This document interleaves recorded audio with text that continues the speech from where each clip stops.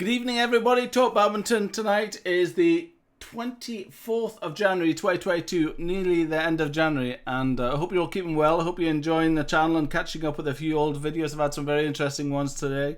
I have a new, my first guest from Spain tonight, which is very cool, although she's not in Spain.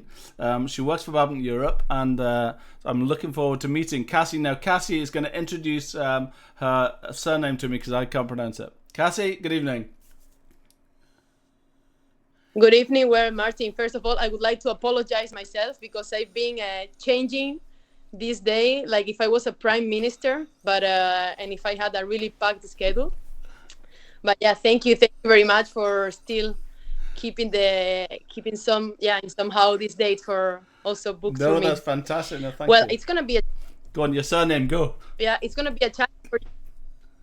Yeah, that's the first challenge of the evening. My surname is pronounced as Casermeiro. Casermeiro? It's good. That sounded okay. But that's a good attempt, but it's not perfectly pronounced. But you can try it once again if you want. Casermeiro. Casermeiro? Getting, I don't know if you are a big fan of football, but Casemiro in the Real Madrid. No, I'm not. Oh, okay. It's because the surname is quite similar. Yes. So. Oh, I see. But that's why I always like to make life easier, and that's why I want to make it shorter for everyone. That's why Casi or Caser, because Casermeiro, it's a challenge for almost everyone, even for Spanish speakers. Yeah. So. Where about in Spain are you from, Casi? I'm from Malaga. Well, not actually from Malaga. It's a village in Malaga called Antequera.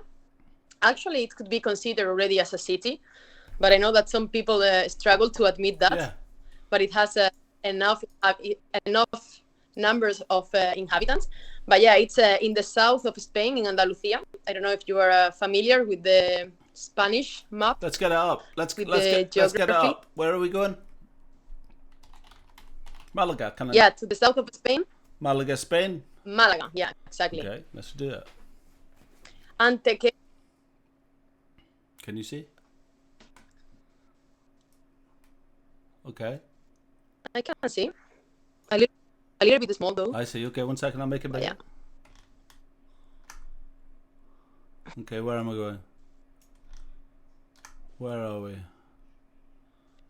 Yeah, you go to Malaga. Yeah, a little bit. 1 second. Let me turn my. A little bit more in the south. Let me turn my pointer on, and you'll be able to see it better. Let me turn my pointer on here. Yeah. That'll help, I think.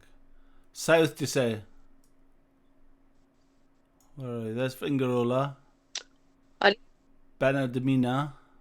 Are you on the coast? Yeah, no, it's not in the coast. Yeah, it's in the mountains, so it's more near to Granada, perhaps. What's easy for you to find how do I spell it? Antequera, A-N T-E-N. T-E-N. Sorry, T-E. Yeah. No, sorry, T-E-Q. Q. Antequera. U. Is it the top one? Yes, that's it. Spot on. Yeah, you got it. I'll zoom out and find out where we are. Yeah. It's in the center of Andalusia. Okay. Oh, I see. Yeah. Okay. Oh, it's well inland. Yeah, that's where I come from. And tell me about badminton over there. Badminton in Antequera. Well, actually, there are not so many badminton clubs. In fact, there is just one badminton club in Antequera. That's where I started to play in. It's called Badminton Los Colegiales. It is actually located in a high school. Yeah, nowadays it doesn't have a lot of players, to be honest, but it is still alive. So that's also important, and they are also trying to promote shuttle time in some of the schools in Antequera. But officially, there's just one badminton club, and I am quite honored of having been part of that one. Yeah, Why did you? And when did that's you start? actually When did you start playing yourself, Casi? well, actually, I started playing when I was 10 years old, and I started playing because of my brother. Right. So yeah, actually, he was the guilty one. I had a really great devotion for my brother, and I really wanted to do everything that he was doing. I was kind of following his steps in life. So that, along with that, I didn't have any kind of available spot in gymnastic, because I wanted to do gymnastic, but I didn't have any available spot. So I got the chance to start playing badminton, and my brother was also playing badminton. So that's actually the way that I started. What's your age difference with your brother? He's almost 5 years older than me. So he's 31. He turned 31 last December. And does he still? Did he play very competitively? And does he still play? Well, actually, he has never been as good player as I was. To be frank, he really tried. He tried hard though, but he didn't succeed eventually. But currently, he's not actively playing badminton, but he's working for the Spanish Badminton Federation as a development and education director. Wow! And so he still loves the sport. Exactly. I think that this sport has something that you cannot get rid of that so Where easily. did you both get it from? Do your parents play or family play? No. Why did you start? Why did you play badminton? Yeah. Apart from your brother, why did your brother start? There's a question. Exactly, but that's because he started to play badminton in physical education in the high school. Yeah, so when he was around his 14 years old, he got a teacher, and he was the physical education teacher, and he was also our first coach. So since he was a badminton coach, he for sure introduced badminton into the physical education program in the high school. So that's how actually all the players in Antequera were introduced to badminton through the physical education lessons. Yeah. And it was just in school. There was no club in Antequera. The club was founded because of the high school. Really? Well, after school, you had classes all day, and after school, the badminton club. Exactly. Let's say that it was the extra scholar lessons where you have different sports. So one of the sports was badminton.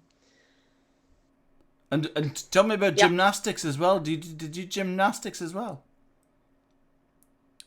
Well, I tried, but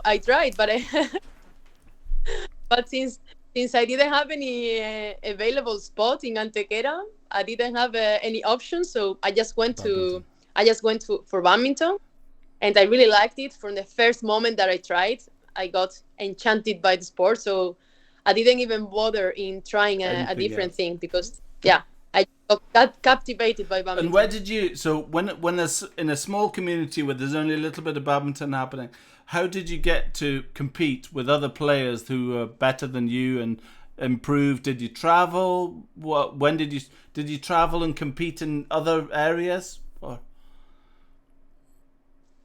Yeah, actually, I was playing for 1 year. So when I was 11 years old, my coach suggested me the possibility to play in a regional tournament in Malaga, quite close to Antequera. I didn't have the level for sure. I was quite a beginner, but yeah, I wanted to play. So actually, I remember still my score, because we were playing up to 11 points. I think it was 11 points by then, or 15 or something like that. And I really remember that the final score was 15-1 and 15-2 or something like that. But I was so happy because I was having my first tournament, and that's actually how I got started with playing tournaments. with 15-1 and 15-2 or something like that. It's good. In the UK, there's an expression. Have you ever heard of it? Putting a peg in the ground. Have you heard of this? Putting a peg in the ground. No, it means it's it doesn't matter what the result is. You know, if you put a peg in the ground and then you just aim for that peg. So next time you know where your level is, right? So it's a big thing in golf. I always say to people, I'm not very good at golf, but if you ever play golf, if you ever go and play golf, doesn't matter what the score is. You write down the numbers. So you play 18 holes and you say, I got 5, 7, 10, 20. And then that peg is in the ground. That's it hard and fast. So the next time you play, you know, you need to beat 10. Last time I got 10, this time I get 9. Next time I get 8, then so on. And that's it. The peg in the, you know, I suppose the point is, you know what the standard is. You know when you've been beaten 11-1 and you know what to expect. So next time you go, you know what's going to happen, right? And how do you feel about being beaten at badminton now? I mean, it was also the first time that I was in a competitive environment. So I didn't even know what winning means. So it was like one more experience for my life. And but what I also remember was like when we finished the tournament and we had to keep training to become a better player because it couldn't go worse. Like the result couldn't be. So I remember that the second tournament that I played, I was playing against the same player. No, it wasn't the second tournament, sorry, but when I played again against the same player, I won. So that's what's matter. Actually, maybe that was a good lesson and for me. Tell me once you've been beaten and you came back and you you know what you have to do to win next time. Do you remember training very hard after being beaten? You know, I was 11 years old or 12 years old, so I wasn't so aware about the meaning of sacrifice. So I just kept training, like in the same. I really liked badminton by then. I still like it. So I think that I have always trained with a really high level, or keeping the pace and keeping the tempo, and with a really nice intensity. So I just kept training hard, like I used to do, and also enjoying every training. I didn't want to be so obsessed. Actually, I was too young, I think, to be. I think maybe subconsciously you would try. I mean, certainly when you knew that you were going to play, did you?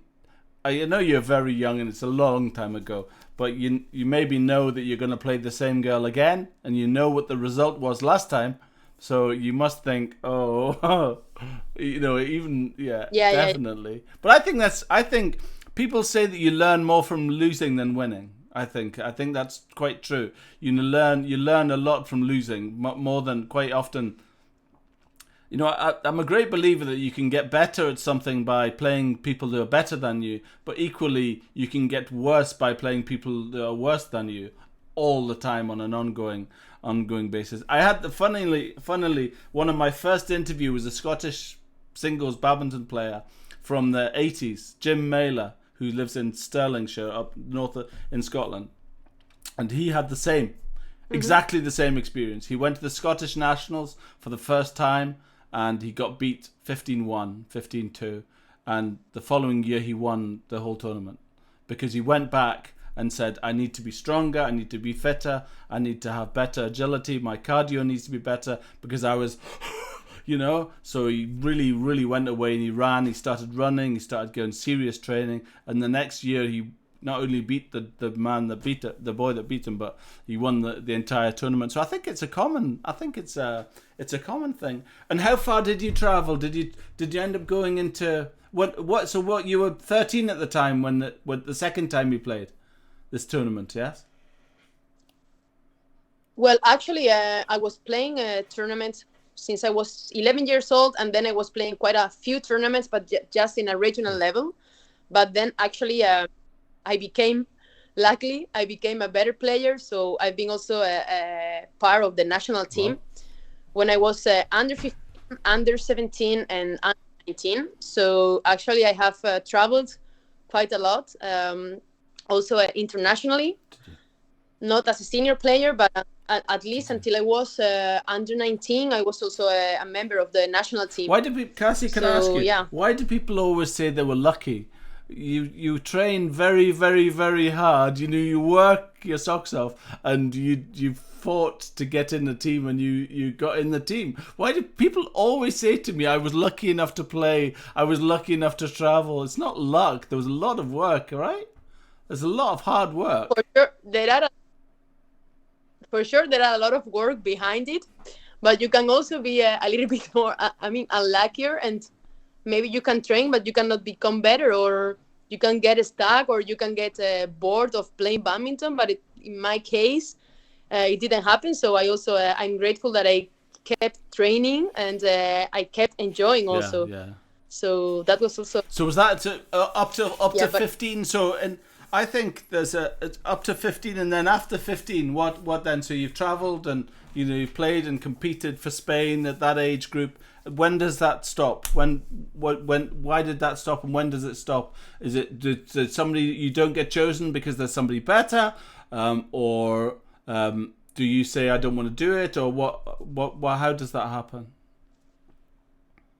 Well, actually, when I was 15 years old, I moved from Antequera to Huelva. I don't know if you know where Huelva that's is. where the championships just were, right? Exactly. Yes. Very good. Yeah.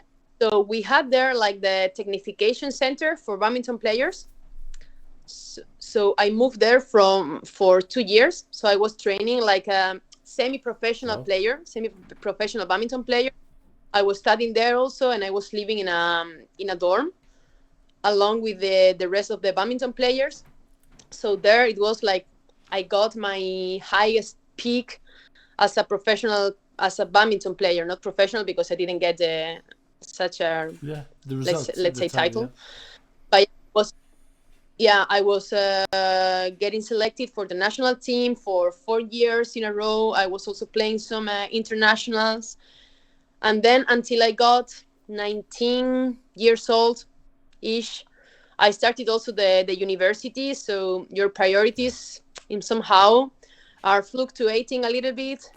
And although I have to admit that when I was studying at the university in Granada, because I studied there, I was still playing with the people from the university. We had a really, really nice and good team, and I remember it like one of my best moments as a badminton player. Sorry. So actually, I really believe that my turning point was when I moved to Poland to study my Erasmus. Sorry, what's that? Since I really like to Erasmus. Erasmus, don't you know what Erasmus program is? Is when you are when you are studying, you have the chance to move to another city to study abroad. Yes. Yeah. Sorry, what did you study at Granada? What were you studying? I studied sports science in the University of Granada, and I decided to move for this Erasmus year to Poland, to Krakow, to be precise. So I really like to, if I do something, I really like doing until the end. So go big or go home, no? So I really wanted to enjoy the Polish culture. So it has a lot of issues behind the scenes. So I really try to keep myself playing and actively playing as a badminton player. I was also playing with a Polish club, but there was a lot of dream. There were a lot of what was your logic? Why did you want to do sports science? What did you think? Did you think you wanted to be a coach, or did you think you wanted to just know about it, or what? Did you have a plan? Or I simply loved sport in general. Actually, I am quite clumsy at anything, apart from, and actually when I started to play badminton, I was also quite clumsy. but since I was working quite hard, luckily it got better. So I really liked the sport, and I wanted to try Sorry, different kinds what of do you mean sports. clumsy? What do you mean clumsy? Clumsy in what? Like clumsy in my Oh, movements, in really? my Really? coordination, I like see. I see. yeah, physically, I physically see. clumsy. I really need to work hard. I'm not this kind of person with a inner talent that can develop any kind of sport, can play any kind of sport. I really need to practice hard if I want to get better, if I want to be able to play something. So I really believe that by then, that through this career, through this degree, I could discover different sports, and it could also be like a kind of personal challenge to try new sports. Because with badminton, I was so focused on badminton for my entire life that I haven't even got the chance to play, I don't know, basketball, volleyball, football, or whatever, because I was just fully dedicated into badminton. So that was a different way to And practice more do sports you as well. play any other sports, or have you played any other sports, or have you done anything else? Actually, when I was younger, when I was 10 years old, I was also Oh swimming. yeah, really? But but never in a competitive environment, I would say, just for fun. Yeah. I was, in the. I was practicing swimming every day, every summer, actually, to be precise. I swim. I love swimming. I swim 3 or 4 times a week, and I pay my local gym as you pay to go, and you swim for an hour, and it's set for an hour, and that's it. And I'm so when I pay the money, I'm going to swim for an hour. So I pay £4.50 to go, and I swim for 1 hour. I don't stop. Front crawl, 100 lads, boom. Every single time. And I thought, I go so many times, it would be less expensive to join somewhere and pay so much a month. But I think it's the money that keeps me swimming. I think if I joined, I might go for half an hour and swim, or sleep in, and just think I'm not going to. But when you pay, you get a receipt on your phone to say £4.50 come out of your bank, and I'm going swimming tomorrow. I don't care. I'm swimming, and that's it. So it's it's great. I actually love swimming, but I'm not very good. I don't think I'm very good at any sport. I was saying that I like all sports, but I'm rubbish at everything I do. Everything. Swimming, badminton. I love it, but I've discovered that I'm just no good at anything. I think that then we are on the same page, huh? But I think it's all relative. I suppose it is relative, isn't it? It's you think other people I know would probably think I'm quite good, but I think I'm absolutely terrible. But I guess that's what keeps me going to try. And I like to play against people who are better than me always. I think. For badminton, anyway. For badminton. Yeah, because that way you don't have any kind of pressure, because you already know from the beginning that you're worst in the team, so it can never be worse, so you don't have any kind of pressure. I also like that. I also like that kind of feeling. I think so. Let's go. I'm going to go on to these questions, actually. Okay, here we are. Full name, we've done that. Your age. Do you want to tell me your age? You don't have to if you don't want to. I can tell you my age if you want to. I mean, you can always try to figure it out. I think you're probably still quite young. I would have you 27. I'm turning 27 in February, but so far I'm 26. Never. So. Really? I just guessed that properly. I guessed that. Yeah. That was really impressive. I'm impressing myself. Home area, I've done that. Okay, I'm going to go to these. Hold on 1 second. Okay, here's my questions. Okay. Here's my questions. So, home area, brothers and sisters. Yes, we've been through that. Your brother. What's your brother called? Well, my brother's called Francisco. Nice name. Like it. What age were you when you first played? That's your 10. Can I see my screen? Okay, you can't you? Yeah, you can see my screen, can't you? Yeah, that's good. That's okay. I can see your screen. Yeah. Okay. What? There you are. What age were you when you first played? 10. Why did you start playing badminton? Was that because of your brother? Yes. No.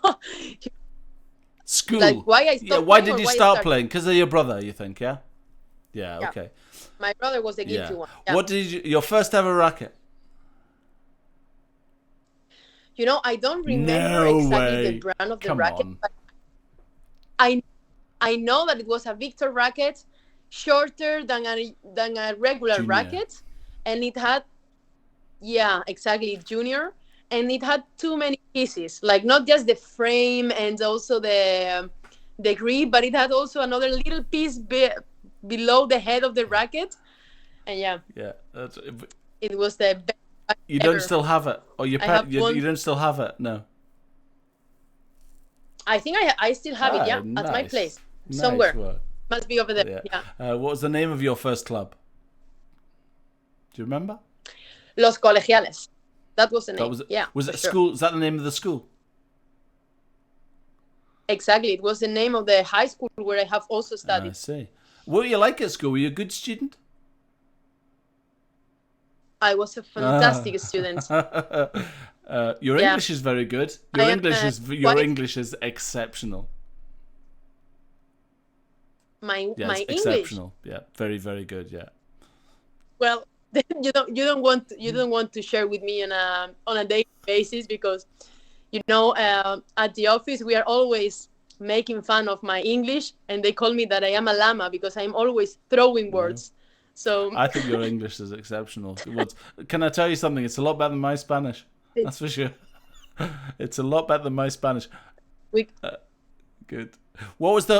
I haven't heard. No, so I don't have any. I don't have judge any. you. I don't have any Spanish. I don't know any Spanish. Cerveza. Maybe I know that. Nothing Dos at all. cerveza, por favor. That is enough. If you want to survive in That's all I Spain, get. That's all I need. I know. What was the Yeah. hole like? Do you remember? Was it high? Was it low? The badminton hole that you played For when you first sure. started. Very low, very high. yeah, I remember my first venue. I think it was horrendous. Was it? It was the worst the worst venue that I have played in my entire life. The ceiling was super low. The floor, I remember that the floor was mega slippery, super slippery. It was like it was incredible, and also the nets were full of holes. So sometimes we really struggled to know if the shuttle was over the net or like through the holes of the net. So, but we were not so ambitious because I really remember that we were so happy playing with those in that facility. With And so, do you think? Yeah. Here's a question: do you think have you got quite a good driving game now? Are you a driving player? Do you clear a lot or do you drive a lot? You know, in badminton, when you play, do you like to drive the shuttle or do you clear high? I think that because of those I think so. poor conditions we have, we tend to play a lot of Driving, flat. So driving, we driving, really were, yeah. we were driving way more than the clear the shuttles. And also I remember, not me especially, but some of the players were super fast at playing doubles, way better than singles because they couldn't lift properly. So we were so into good, isn't it? fast shuttles all the time. Good. Yeah. It's clever. It's good. You think, from that very early age, instinctively, it's such an instinctive sport. You have little time to react to so many times. Your instinctive shot will be those shots that you learned in that low all. I played in a league, and there was a town about 20 miles from us that was in the league. And whenever you played against that town, you knew that the rallies were going to be so low, there's not going to be any clearing at all. The shuttle is like this. They're really good doubles, really good for doubles, I think. Great way to learn. I think Badminton Europe should bring them in terrible halls, really low halls, and force people to go and train. And you couldn't do anything else. It would have to be low. Don't lift it. You can't lift it because you'll hit the roof. Someone like... yeah. Yeah. I am still playing here in Denmark. I'm actively playing, Right. and I still struggle to lift properly the shuttle because I think that I have still this tendency of driving. So I still struggle sometimes. I think it's good, but that's the best for doubles now. It shouldn't lift. You shouldn't lift. I'm always saying, stop lifting it. Stop lifting it. I believe you should be pushing all the time. I think lifting is too much. It's lazy, I think. There's a couple of people at my club, and it's like a game of how many smashes can I defend against? You know, smash, lift, smash, lift, smash. Oh, stop lifting it. Push, push. I love it. Love it. But the problem is that I am a single player. Oh, so, really? Yeah. Oh, yeah. So yeah, that's why I have You've got to lift. I have to develop a really nice defense. Wow. Do you remember, going back to these questions, do you remember this, just nearly at the end of these historical questions, I suppose, do you remember your shuttles that you played with? I think we started to play with nylon. Yeah. Classic plastic shuttle. And then when we were better players, let's say, we were moving forward to the feather shuttles with the Yonex, probably. I've played with a lot of different. Well, there are a lot of, the club at the school. So you're only playing with, you're only playing with other people from the school, right? So was there a senior club that you went to as well? Actually, I was playing directly with the club, not with the Oh, school. really? I see. But there were grown-ups going, and there were grown-ups going to that as well. It wasn't all children. No. Like in the high school. Yeah, you the high mean, school. or? What? When you were 16, 17, was there a club, a senior club that you went to as well? Yeah, exactly. The club actually had a different levels and different ages. Good. Yeah. We were quite. We were actually quite a lot of players by then, and there were the seniors, let's say, and then actually it was depending on the level. You were training with either the seniors or the beginners. So, yeah, depending on your level, you were training with one group or another. And what did the training involve? But yeah. What did the training involve? Do you remember? I mean, for obviously the beginning thing is just holding the racket and scissor kick, maybe transferring weight and that kind of thing. And so, yeah, how did it work? How many trainers? Was there one person for each age group? How did that work at school? When you were being trained like that? Well, I remember that I got super frustrated my first year because I was barely playing with another opponent. We were all the time playing with our own, like just with the shuttle and the racket, trying to touch a little bit and to get also the feeling of the shuttle and the racket and the contact, but not with each other. Until the end of the first year, when we already knew how to hit the shuttle. Wow! So it was quite long. Yeah. But then we were more into technique, more active, like training on court. And then when we were a little bit older, let's say 12, something like that, we were also involving a little bit of physical training. And then when we were like 14, 15, we were also the pre-season. We got also, we were training in the gym, like a proper pre-season as well. Sounds really well structured. And was that a teacher who took that? Who looked after that? Who generated it? Yeah, that system is clever. It's good.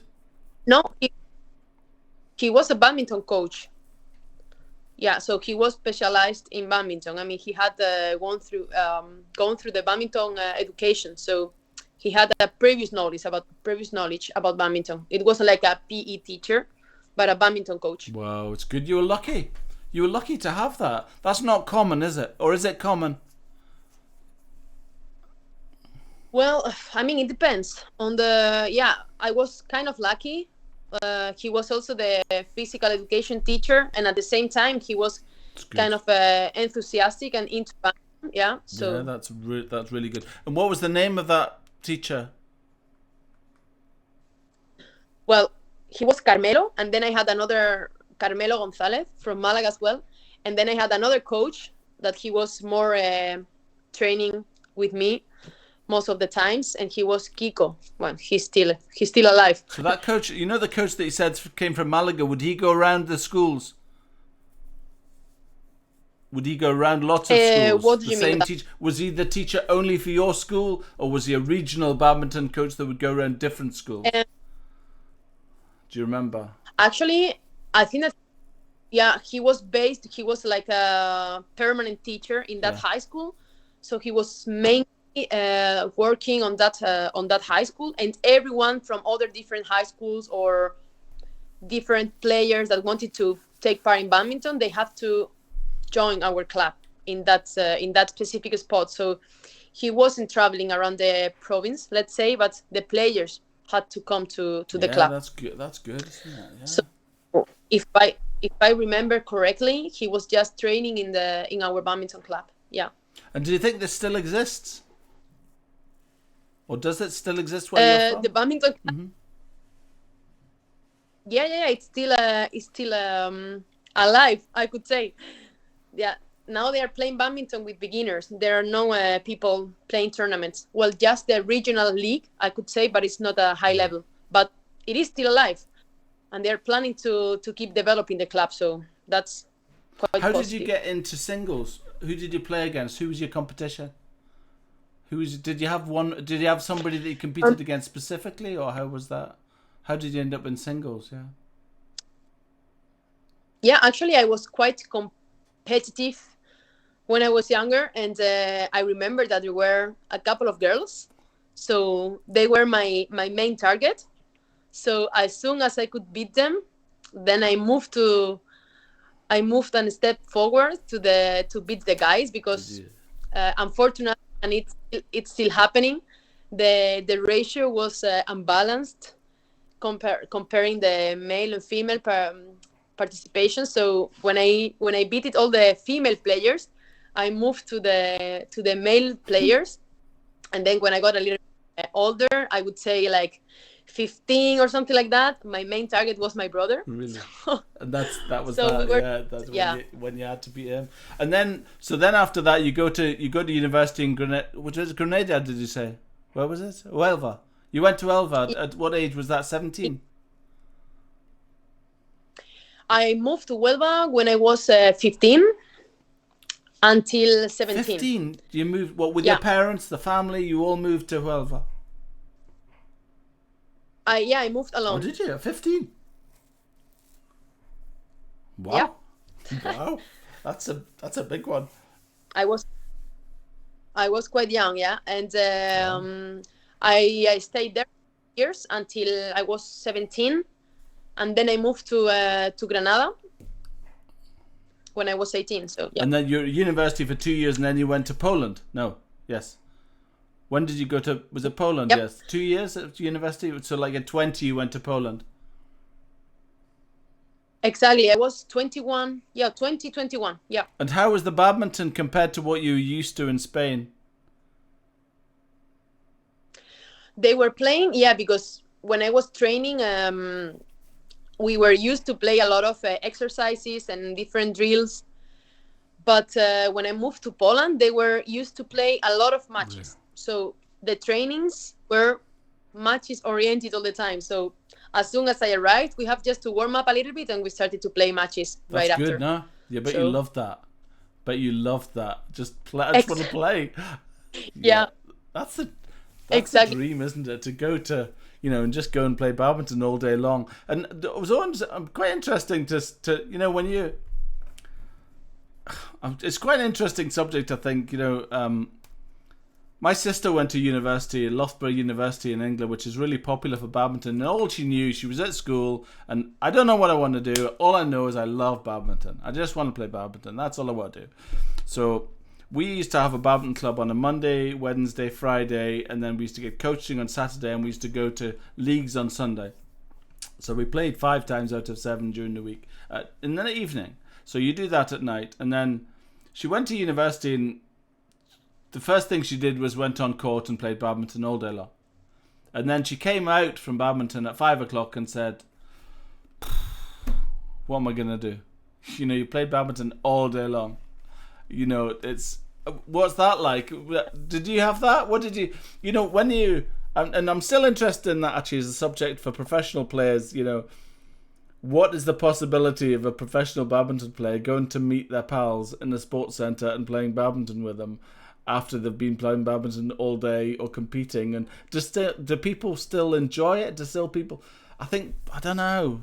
What do you think of that? What do you do with your evenings? You know, when you're not playing badminton, what do you do? As a professional, right? You know, that was also one of my. I was struggling quite a lot at the beginning because my entire life had been just oriented into badminton. So I was having also a really structured schedule. So after the school, I have badminton or for 2-3 hours. So I didn't even have to think about my plans because I knew that my plans were already playing badminton or train badminton, trainings. But then when you have a different routine and when you are not a professional player and you are not so dedicated, you find out that there are also more things in your life, and also there are people around you. There are also some tempting gatherings as well. I've been quite lucky, I could say, that I moved to Granada. It's an amazing city for university. For student life, To study the student university. life and going out and partying and all of this. Yeah, it's good. Yeah, It's not just about partying, but it's also the charm of the city. It's fantastic, and also it's quite cheap. And the same happened to me when I moved to Poland. It was an amazing city. Also, like the university life, it was amazing. So actually, I kind of could manage quite well to filling my free time, let's say, with another duties. It was a good distraction. Being somewhere else was a good distraction from it because you've got it all to learn, I suppose. Yeah, nice. Exactly, and how long? That was my turn. Yeah. No, sorry. Yeah, go ahead. How long were you in Poland for? For 1 year. I was for 1 year. Wow. Yeah. And then what? Back to Spain? Yeah, then. Yes, then I had to came back to Spain to finish my degree in sports science. And then I started my master as a physical education teacher. And then after that, I moved to Madrid to work for the Spanish Federation. Yeah, when I was 23, and that's when I decided to stop playing badminton because that was already quite complicated to combine your master degree, because I was doing the master with the training, so it was already a challenge, and it was super tiring. The facilities were not the best ones either. I wasn't feeling this satisfaction when I was playing the tournaments, not even when I was winning. So it was more frustrating than other things. So I just decided to take a break when I moved to Madrid, and I've been without playing almost for 3 years. Yeah. But then sometimes I used to play, but just to feel that I could do something productive as well, apart from working and drinking beer. I wanted to feel also that I was that I've been someone. So how did you get into your job? How did you get into your job with Badminton Europe? How did you get there? What's that? How did that happen? Have you also are you a coach? Are you a badminton coach?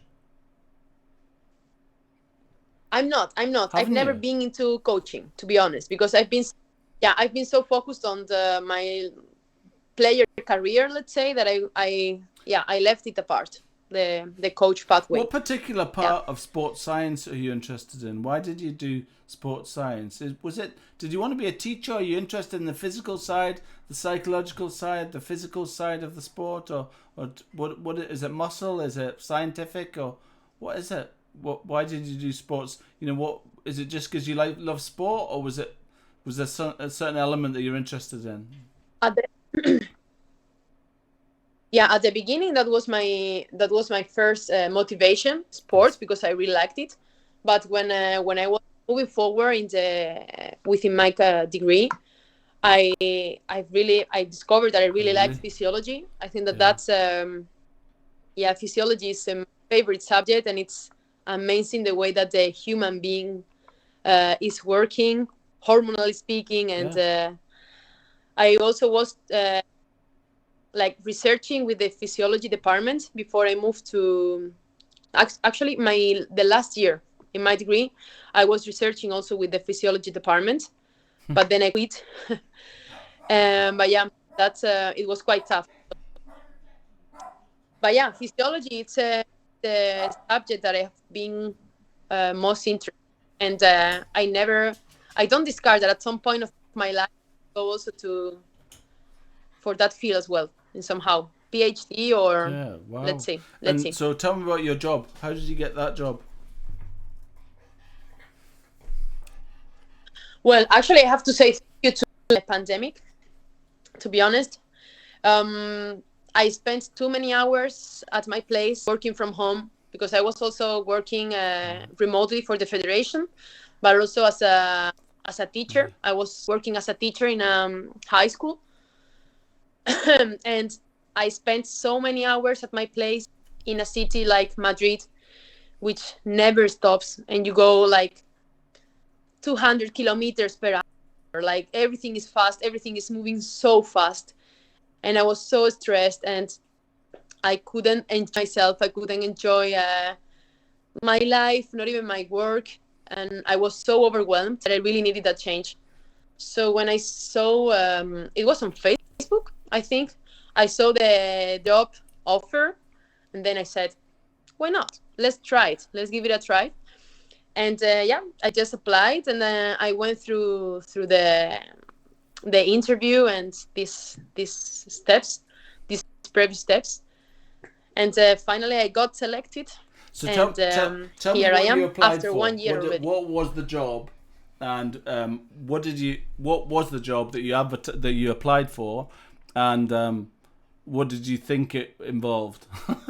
When you first applied, I'm not necessarily talking about when you started. I'm talking about, when you first applied and you saw the job advert on Facebook. What was the job? And you thought, I could do that. Yeah, the title itself, it was Development and High Performance Officer. What was it? Sounds super cool. And exactly. That was also my question. Yes. Like, it sounds cool, but I'm gonna dig deeper because maybe, I don't know, I have to research something and I have no idea. So it was basically it was quite similar to my job that I was doing at my at the Spanish Federation. So basically it was related to the organization and coordination of the Center of Excellence. I don't know if you are familiar with the Center of Excellence. A little bit. It's a badminton center located in Huelva, where it's providing with high quality training to talented players in Europe. So let's say that sometimes there are some players where they are really talented players in their country, but they don't have the facilities or the resources to develop their career as a player. So they move to the Center of Excellence, which is in Huelva, to keep training and to keep improving as a player. It's residential. They live in there. And some of the players are living on a permanent basis in the center, but some of them just go to the center for maybe temporarily, like 2 months or 2 weeks or before a tournament. So we have different kind of options, and it also allows to improve the relations between the member federations, and also the rest of the continental confederations, not only Badminton Europe but also Pan Am or Asia. And that was related to the high performance mostly, and then the development, which is develop our sports within the different areas, not only the big events or the major events, but also para badminton, gender equity, coach education. And how big is this facility? Regional project in Huelva. It's quite big. It's its own accommodation with I don't know if it's 30 rooms, and also a huge gym, and also the swimming pool. It has different tennis courts as well, not only for badminton, but there are also tennis courts, a football pitch as well. There is a restaurant. Amazing. Yeah, paddle tennis courts. It's incredible. can also check the some pictures in our BEC website. Oh, really? With all the facilities. Go on then. Let's do it. Yeah. Go on then. Let's do it. There. Okay then. So where's the website? BEC, Badminton Europe. Badminton Europe. Yeah. Okay. So it's Okay. If you go under development, Development, yeah, gotcha. On top of the apps. Yeah. And then you go scroll it down a little bit more. Yeah, the first one, Center of Excellence, a little bit higher. Scroll it up. There? Center of Excellence. Yeah. Oh, well. Yeah, exactly. You got it. Wow. And then you have the different options. Is that it? It's wow. There you are. Yeah. Look at that. That. Yeah. So you can also check the players. Yeah. Is that for 2017 it opened? Was that 2017? Was it in 2017 it opened? Did that just say? 2017. Yeah. Amazing. Yep. Wow. Those are the players that are staying at in the Center of Excellence on a permanent basis. Then, permanent. Wow. So what's your role? What do you do in it? I'm more in coordination and the contact person with the players and their federation to arrange all the their stay. Let's say. How is it funded? Sorry, how is it funded? Yeah, exactly. How does the player get funded? They pay for themselves? Is there who pays? You know, who pays for the accommodation and the living? And is it the local? You know, Badminton Scotland, Badminton England, Badminton Wales, whoever that plays, who pays? Yeah. You know, it depends on every player. We have some kind of requirements and criteria. So it's based on the ranking of the player in the exactly. So depending on ranking, the players cannot pay anything at all because it would be covered by Badminton Europe. But if the ranking is a little bit lower, they have to pay on their own, like the accommodation and trainings, and also the meals. But also, then it depending on the relation that the players has with the federation. So if the federations wants to cover their stay, can be also covered by their. What is the criteria for going? Can anybody go? And can somebody go and pay and just go, or can anybody go or what? Not every. No, they need to ensure a certain level. So depending on the ranking, like the BWF ranking, and depending on the international tournaments and their results, the coaches that are actually training there have to admit them. So they have to accept them. They have to pass the first filter based on the ranking and the competitions, the international competitions. And also, they need to have their federation's approval. Do you find that? I mean, maybe it's not your thing, but do you find that the players just come to you looking for, or do you go looking for players, or is there more people wanting to come than do you have to look for players? Do you watch competition? Do you watch events and say, would you like to come, or do people come to you, or how does that work? And how many facilities are there? A lot of other facilities like this around the world that people can go to. Yeah. Okay. Yeah. Actually, like answering to your first question, there are both scenarios. So the players normally reach out to us or also their federations. But also, if after some junior European competitions or some specific tournaments, the coaches see that there are some players might be like target players or could be interesting not only for them but also for the environment, we can reach out to them. So it's kind of the combination of both is the key. So either they reach out to us or we also reach out to them, and sometimes we need to chase them a little bit if we really so it's quite complicated because they have also their calendars and their tournaments, so amazing. It's a challenge. And this center, there is, like, answering to your second question before it And mine. it goes out of my mind. Yeah, there is another one in Asia. So yeah, so these are the two centers that they're And actually active. Are there many Asians that moment. come to you?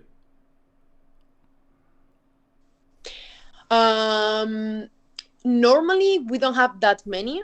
We had like mainly Indian players, also from America, from the USA, and also from Peru, also from Nigeria. We had some players as well, but yeah, from Asia, as far as I know.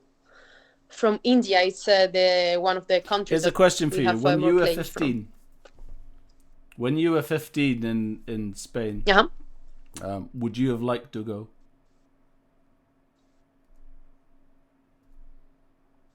To where? To where? Yes. To the center of excellence. When you were 15, and that was available, would you like to have gone? I would. Yeah, I would have loved it for sure. Yeah, that was my dream. I was dreaming I was dreaming big, you know. If someone asked me, what's your goal in life, I wanted to become an Olympic player. So, but here we are. No, I think I think you're in the right place to help and shape a lot of new talent and bring that dream for a lot of people who you can imagine yourself being 15 and just thinking how much you'd have loved it. I think what an amazing facility that would be to be at, and even just to see. You must see a lot of talent there. Do you go and see your players and these people that are you there? Do you go to these courts every day? What, do you go there very often? Do you actually go to Huelva to see this facility? What? Yeah.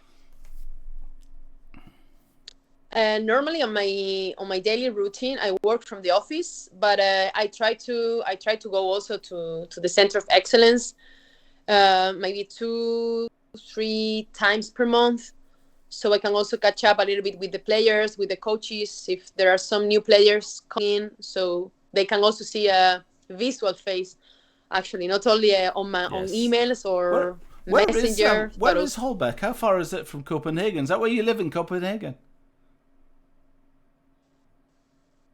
Yeah, actually, it is a nice journey. Every time that I go, it is between the bike and the bus and the train. It's around 2 hours from my place.